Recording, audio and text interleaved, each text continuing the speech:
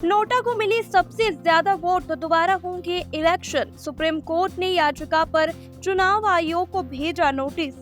Supreme court ने आज voting के बाद ईवीएम का हर वीवीपैट की पर्ची से मिलान की मांग वाली याचिका को खारिज कर दिया। इसी के साथ कोर्ट में आज चुनाव से संबंधित एक और याचिका दायर हुई है, जिस पर चुनाव आयोग को सुप्रीम कोर्ट ने नोटिस जारी कर दिया है। सुप्रीम कोर्ट में दायर इस याचिका में एक ऐसा नियम बनाने का निर्देश देने की मांग की गई, जिसमें यदि नोटा को बहुमत मिलता है तो विशेष निर्वाचन क्षेत्र में हुए चुनाव को रद्द घोषित किया जाए और निर्वाचन क्षेत्र में नए सिरे से चुनाव कराया जाए। याचिका में यह भी कहा गया कि इसमें यह भी नियम बनाया जाए कि नोटों से कम वोट पाने वाले उम्मीदवारों को 5 साल की अवधि के लिए सभी चुनाव लड़ने से रोक दिया जाए और नोटा को काल्पनिक उम्मीदवार के रूप में माना जाएगा। जनहित याचिका मोटिवेशनल स्पीकर और लेखक शिव खेड़ा ने डाली थी। शिव खेड़ा की ओर से पेश वकील गोपाल शंकर नारायण ने कहा कि यह इस मामले पर विचार करना जरूरी है।